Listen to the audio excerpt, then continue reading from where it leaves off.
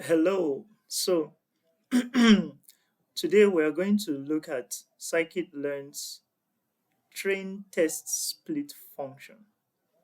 It is in the model selection package and why we need it. So in this tutorial, you will learn why you need to split your data set in supervised machine learning. You will also learn which subsets of the data set you need for an unbiased evaluation of your model. You'll also learn how to use train test split to split your data. You will also learn how to combine the train test split with prediction methods. Let's get right into it. The importance of data splitting. So now you can see the importance of data splitting. One, splitting your dataset is essential for an unbiased evaluation of prediction performance. In most cases, it is enough to split your dataset randomly into three subsets. So we can split our dataset into the training set, the validation set, and the test set. Why do we need this? So once you get a data, you would want to split it into these three um, sets. And why would we want to do that? Because let's take an analogy, for example. You are a teacher, you have a student, you have your training material. Now, in that training material, you will take a part of the training material for examples to teach the student, another part for exercises, right? And the third part for exam. We give the student as an exam at the end of the term. So this is also what applies here. You use this training set. This training set is the example you train your model on. The validation set is like giving your student exercises. You know, after those exercises, you know, or classwork, you know if your student is doing well or what else you need to change in your teaching or where the student is lacking and you can improve on it. That is analogous to tuning hyperparameters here. And then the final uh, set, which is the test set, are just the exams you give your student. If the student is able to pass or do well on that exam, then we know that yes, this is a good student and he has learned what we want him to learn. So that's that. This is why we will need to split our data set. Another reason we will need to split our data set is to curb the effect of underfitting and overfitting. So, what is underfitting? Underfitting, as the name implies, means your model does not fit into the data. So, it doesn't learn. Let's say you have a non-linear data like this, and you want to fit your model in it. Your model is a straight line. You want to fit a straight line into it. Can the straight line learn the curves of this curve? No. At most, it will touch the curve at different points.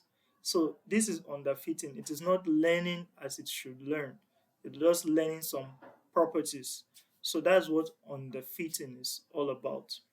Also, overfitting now is the opposite of underfitting, which means it learns too much, it overlearns, it learns the data set with the errors. So if there was an outlier in your data, maybe a spike somewhere due to a surge in electricity or something, your model learns it. But you know, in your test data or in a new data that your model will be fitting, there might be no such thing as a surge and it will predict a surge at that point. So that is overfitting. It is learning plus the noise plus the errors, which is not supposed to be. So what we want is a generalized model that can understand what is going on, not underfitting and not overfitting. So you can see that is why we need to split our data and perform some things. So now we go to prerequisites. What do we need to even perform this train test split? all we need is the scikit-learn module.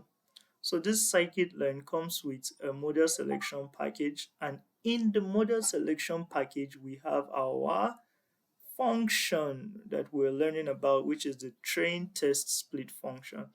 So you need to download this or install this on your system to be able to use it, scikit-learn, or if you're using miniconda, you can install using this command. So let's look at the application of our train test split. Let's look at the application. So you will need to import train test split and numpy before you can use them. You can work in a Jupyter notebook, which is where I'm working right now. Let's import them. We have our numpy, and you can see from sklearn.model selection, we can import our train test split already.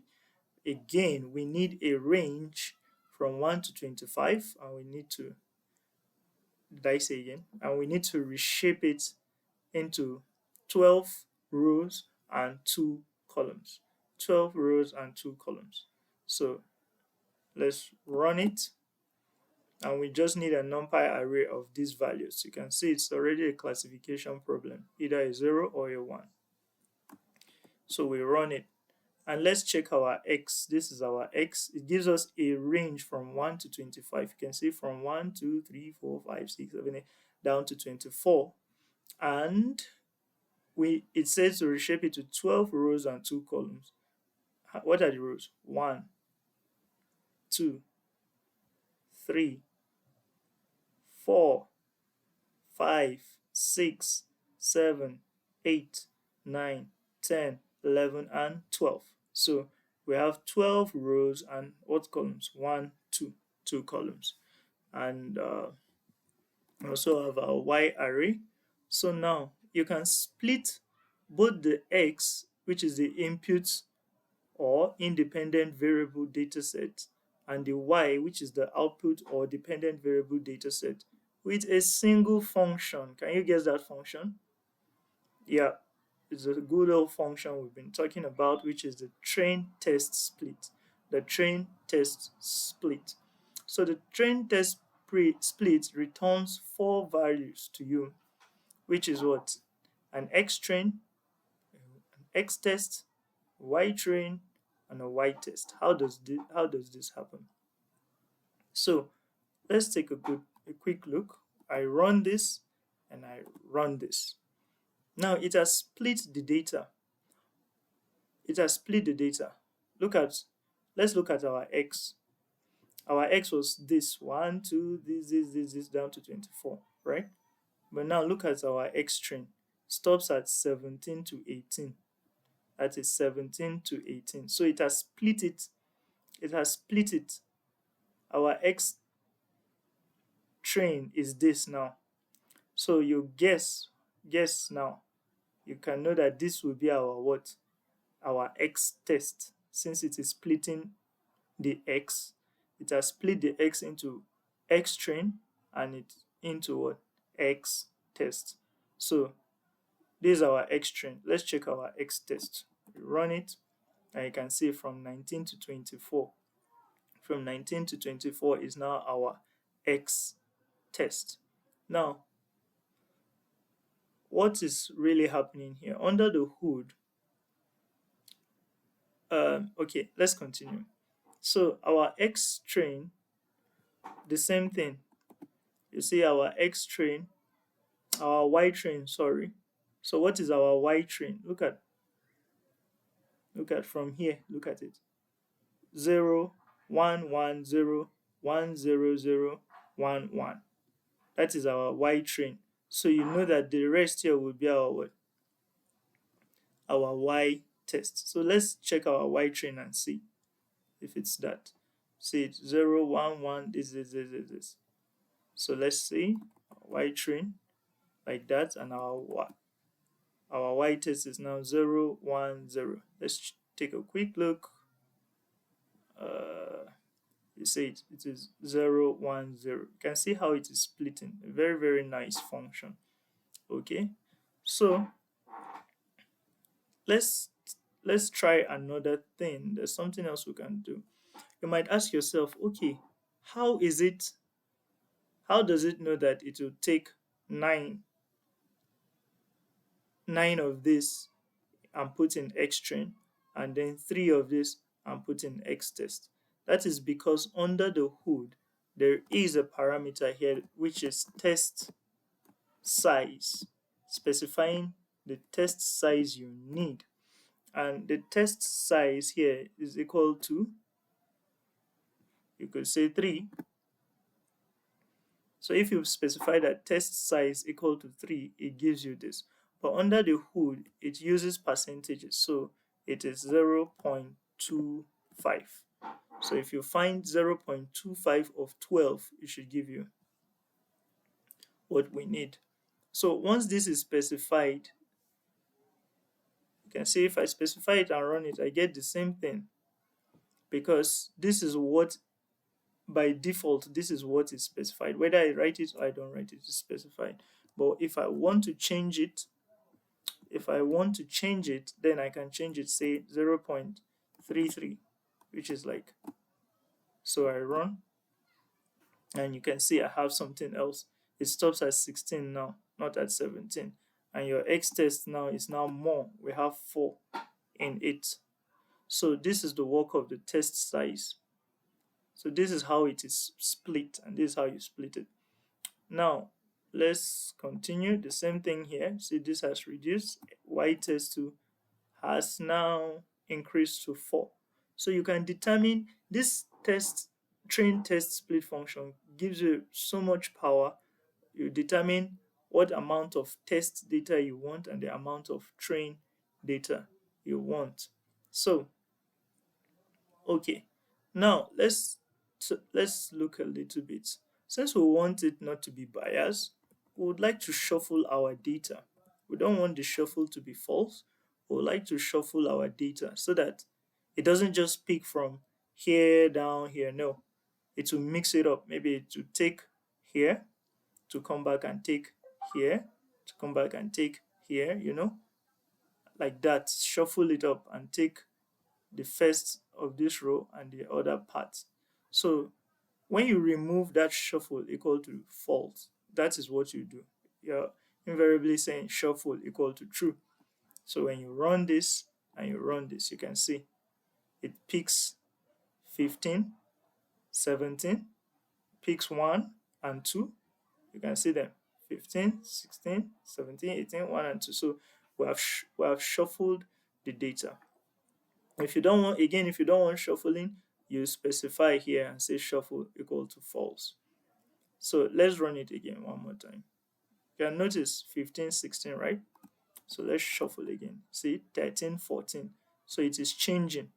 But the problem now arises where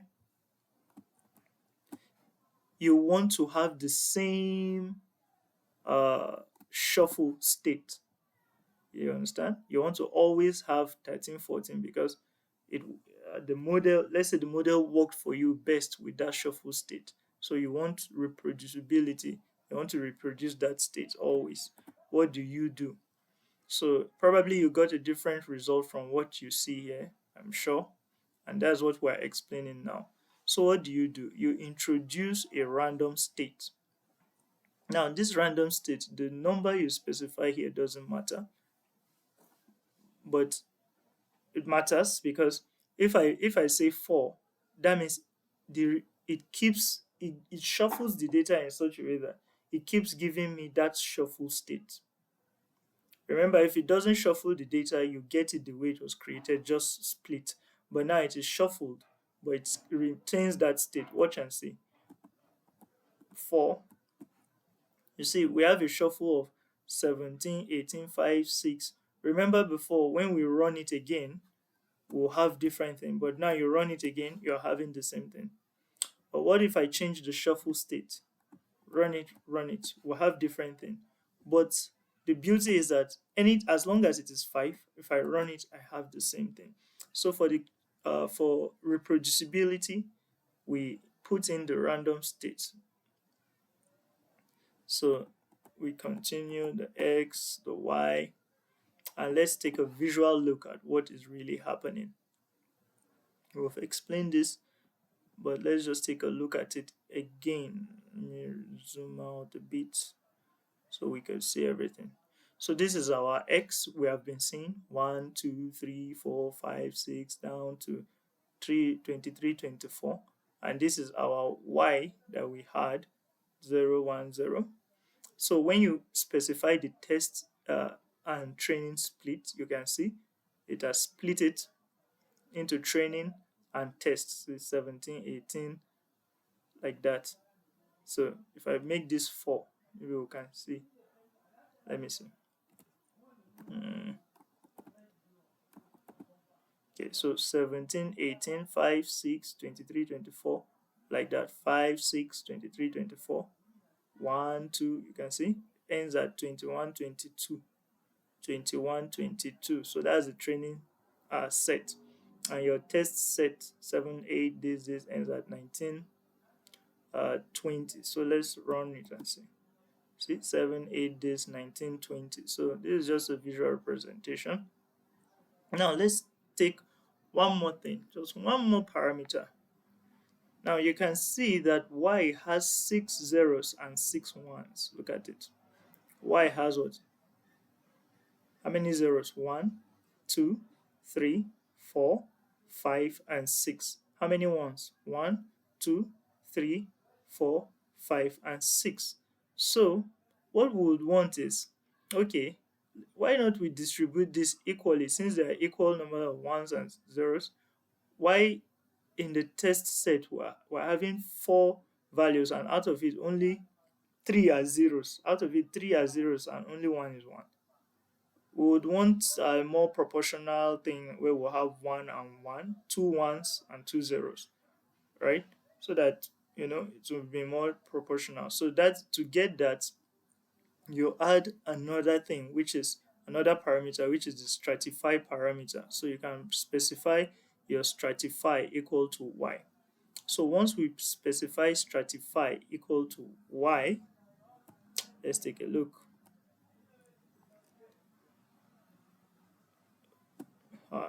So you can see now it was what? 0, 1, 0, 0, but now it is 0, 0, 1, 1. So stratify has helped us to make things a little more proportional. You might not need it always, but it's a handy tool.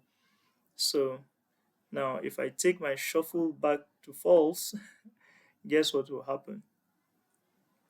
It will give me the original data set we created, which is this. But I don't want to do that.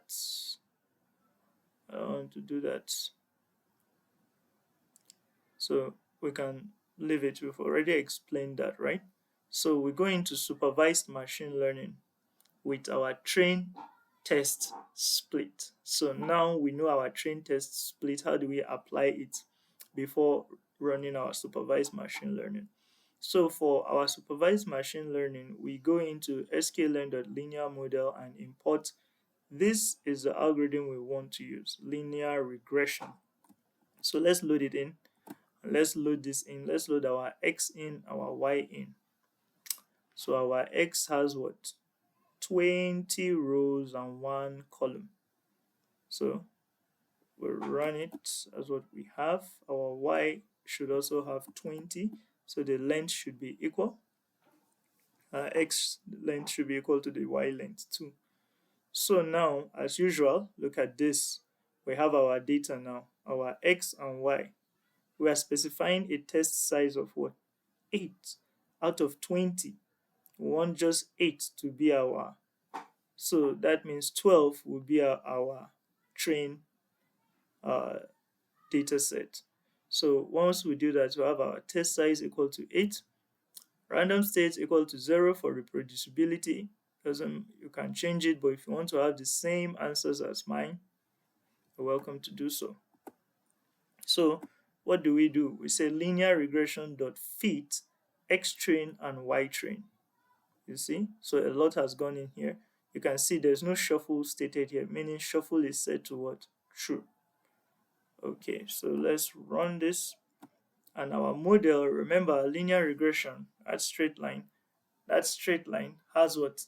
an intercept which determines whether it is high or low, and it has what the coefficients that determines slope.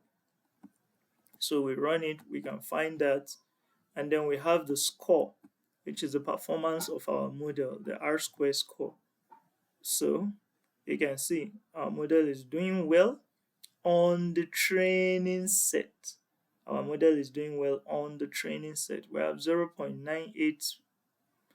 Good, good, good, good. We want our R score to always be close to 1. The closer it is to 1, the better our model. So now let's try our R square on the test set. Let's see. So our model dot score for this is this on the test set. So it's doing well. It's actually doing well. As expected, you will want the one on train to perform better than the one on test, because this is data it was trained on, and this is a new data, but it's performing really well. Now let's just have a graphical view of what we're saying. Now these green dots here, green dots here, these green dots are the train data which the model learned. A straight line learned, you see, it learned all this, and it fits this straight line into the data. So when a new data comes in, this, it can already get a good prediction. You can see it's also going along this. This is moving this way, this way, this way, this way, moving up. So this line already is a good line to predict the new test data, which are these ones here. Good. So let's take an example. Let's take the California housing example. This is a data set built into sklearn that we're just going to fetch and use. So fetch California housing, return x, y equal to true. So it returns a tuple for our x, which are the input features, two-dimensional array, and this one, our y, which is the target vector. So let's run it and see, or the output, or the dependent variable, as we've been calling it. So we fetch and we look at x. Now look at x. What do you see? Similar to the other one, let's go up a bit and look at our x. Our x, our x, our x, our x. Wow, we've done a lot. So this is our x. This is row 1, containing 2 elements. Row 2, 2 columns. Row 3, see, just 2 columns, 2 features or columns in them. But this data set now has a lot of features, as we will see now. Now look at it.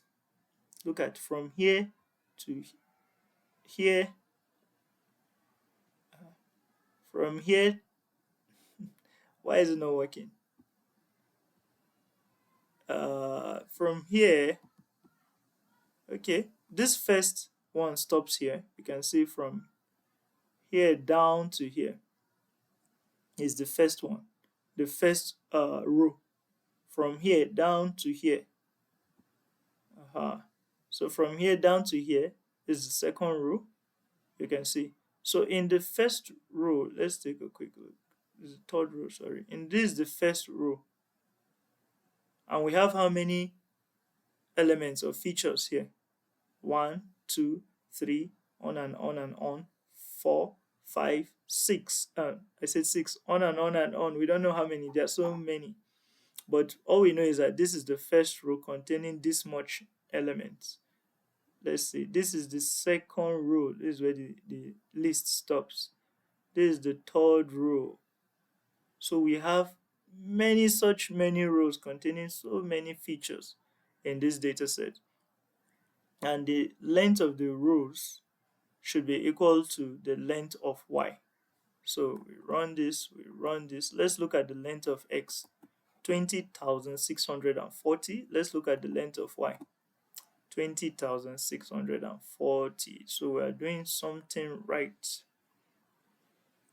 So let's split it now. You see, we use our train test split, pass our x, pass our y, determine the test size. You can see this is a big data set, so we can't just put integer values. We'll have to put the share which we want, or the percent of the data. We want 40% of the data to go into test size. So 40% of this amount is going into test size, and the remaining 60% will go into the train. So for this, we're going to be using three algorithms for our regression problem. We'll get the linear regression model. We'll also use the gradient boosting regressor, or we'll use a random forest regressor. You can just use this to kind of check which model does better. So you know the process. You import the classes you need, you create the model instances, feed the model instance, evaluate with your score. So let's do for the first one. We import linear regression. So you create the instance of the classes, linear regression dot fit our x train and our y train. So your train score is equal to a model dot score for x train and y train. Let's see how our model perform on x train and y train, and let's see our model score on the test x test and y test, which is our test score. So we run it and see. So running it, we see that wow, it performs so greatly on our test uh, train on our training data, and it also performs well on our test score. So this is great. This is good. Nice. So let's look at the gradient boost. This is the gradient boost regressor. So we use the gradient boost regressor to fit our x train and our y train. Um, let's see how it performs its score on the train and its score on this. So this is its score on the train, 0.9999. Wow. But that's the train, so we shouldn't be so excited. But on the score, we have 0.87. So you can see this one performs better at generalizing than this one. Okay. So there might be a case of overfitting here. But let's just go on. So you see from sklearn.ensemble import random forest. So random forest dot fit your x train and your y train. Let's check the test score and the train score and the test score for this. We run it, and there you go, 87, 87, 94. So which model would I rather go for? So I probably go for this one because it works better on the test set. So and that is it. Congratulations, you now know how to use the train test split data for supervised machine learning. Thank you.